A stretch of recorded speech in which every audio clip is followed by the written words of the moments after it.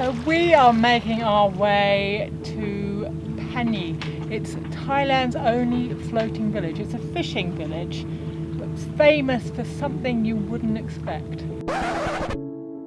Welcome back, it's good to see you. We've had a flurry of interest on our YouTube channel this week, which was very nice.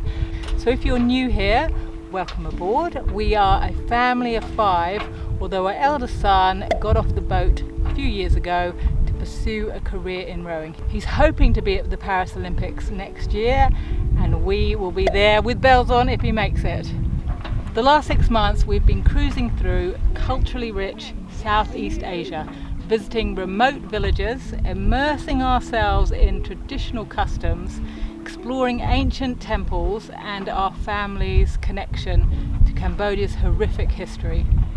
We have dived into some of the clearest waters to commune with marine life, and our journey has even overlapped with Uber YouTubers La Vagabond, as we also visited Diana's waterfall, the volcanic island of Satonda, and swam with whale sharks, although we just happened upon them as we were sailing along. Those are just little guys, 3 or 4 meters, 5 meters at the most. Amazing, amazing! This all begs the question, how do we know where to go and what do we see as we're sailing around the world? So we've been sailing full time for about 5 years now, and I must say when we started out I was thinking, how the heck are we going to navigate our way around the world? And we very quickly discovered there's several books that focus on different regions of the world, and they give a wealth of information on where you could consider going. There's also probably one of the most common navigational tools is Navionics that I think most sailing cruisers use. We also use Zulu Waterways, which has a wealth of extra information in there where people can talk about the particular anchorages and the experiences they had there, how deep the water was, how good holding it was, what we could do on shore, the food, activities, and it's fantastic. There's so much information there for us yachties to access, courtesy of other yachties. Another one we discovered early on was Noonsight, and Sogipor's a web-based information source. A lot of those people are just doing it voluntary, and it's hugely appreciated by the sailing community. By the way, this is not a paid promotion, but if you are thinking about heading out onto the water, you're a bit anxious about it, fear not. There's a wealth of information out there. You gonna sing?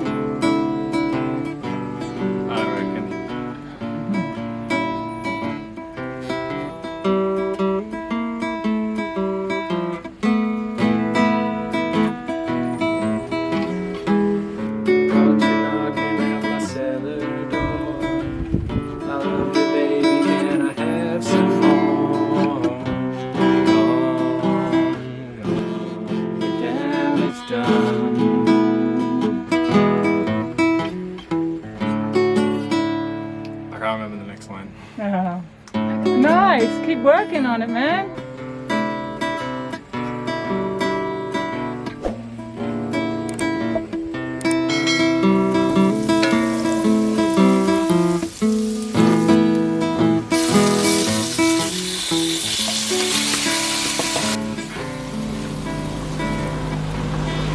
This has to be one of the most beautiful places to cruise through. These giant limestone structures coming out of the ocean in the bay, and they're everywhere, every direction you look. It's amazing, pretty special. Sheer cliffs, incredible. Reminds us so much of northern Australia, northwest Australia, the Kimberley, and yet here we are in Thailand. Well, different colour, like the rocks in the Kimberley are amazing, deep red, terracotta red, is it? Amazing, but this is quite different. It's all sandstone, isn't it? I believe it's limestone. Limestone, I mean, yeah.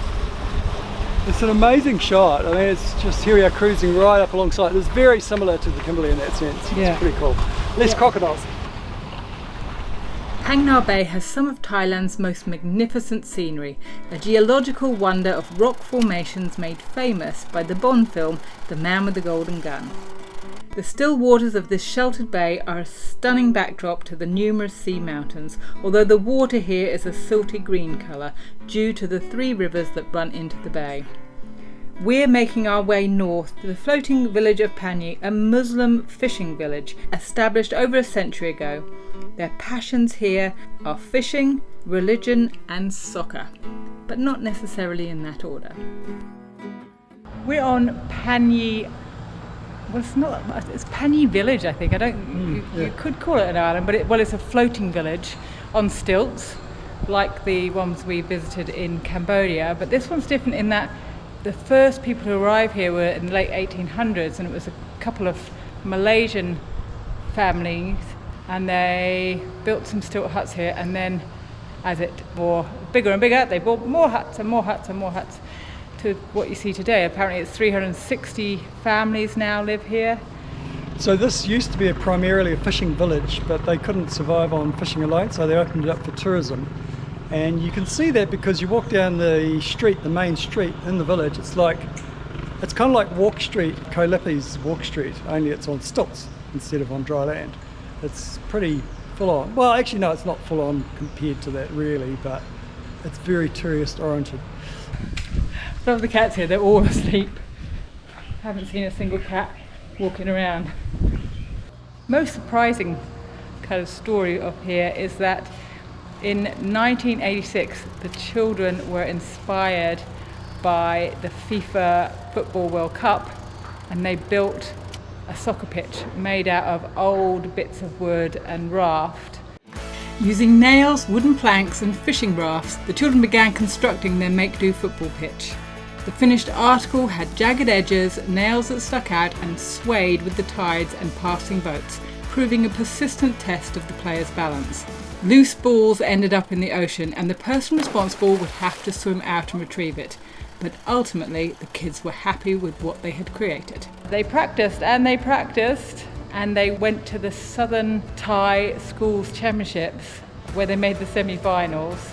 They didn't win, they came second that year, but everybody was so inspired by how well they did that they built a better soccer pitch, and they went on to win the Southern Schools Thai Soccer Championships 2004, 2005, 2006, didn't get it in 2007, 2008, 2009, 2010, 2011. Just shows you with a bit of passion anything is possible, and they did all their practicing here. Now the guys who built the original soccer pitch are adults now, but the love of soccer continues in Panyee. We are right beside the school soccer pitch or football pitch, but I think, Rachel, I just spied out here is the what might have been the original soccer pitch that they built on the water using floaties. So I reckon we should go check it out.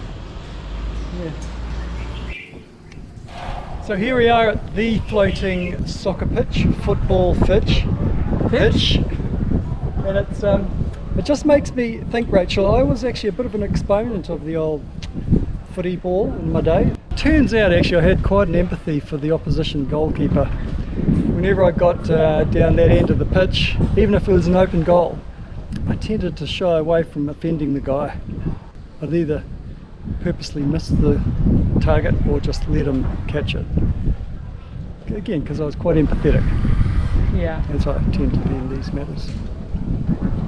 I imagine they got really sick of having to go and fetch the ball out of the water, so they would have got incredibly good at keeping it in, being very precise with their shots, which is probably, more people should play on pitches like this.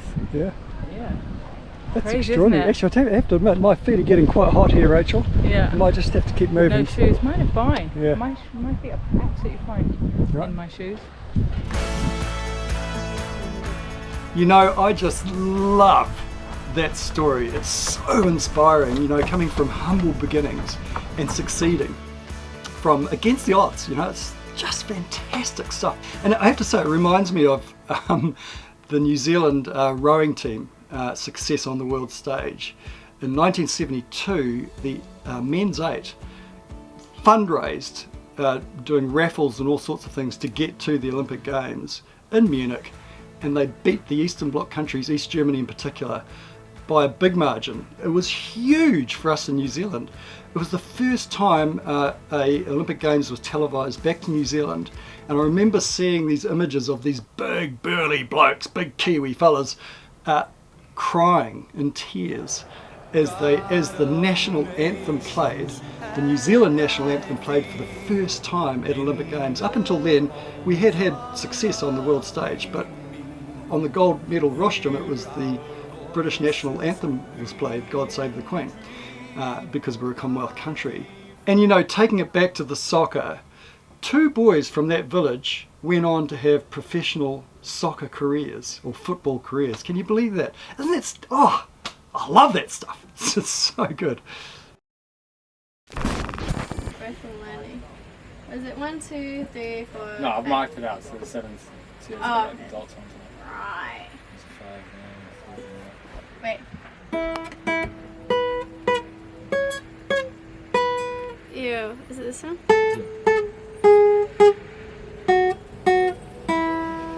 Is it 7?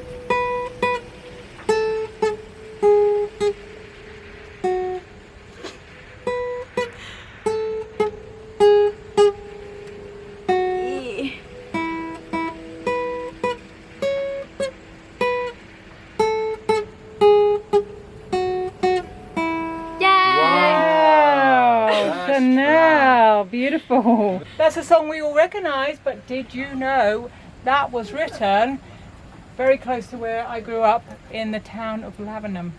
The person who wrote it lived in the town of Lavenham, which is a beautiful, beautiful village with really old buildings. You know that, Dave? Yeah. Because I've been there too. Yeah. Oh, and look at that. And Declan's just going to show them his foot. Look at that. He's got pitting edema. Nice. He's like an old man. He's like an old man. Well, that'll learn you, Declan. That'll learn you. Sure will. So thanks for watching to the end. We're heading south now, back to Phuket, because we're going to pick up a new crew member. Dara is joining us. He's a friend of Ivan's. He's been on the boat before, but he was seasick last time he was here. Let's hope that isn't the same this time round. If you'd like to watch another of our episodes, why not try this one from the beautiful Kimberley, or this one from last week. You know you want to.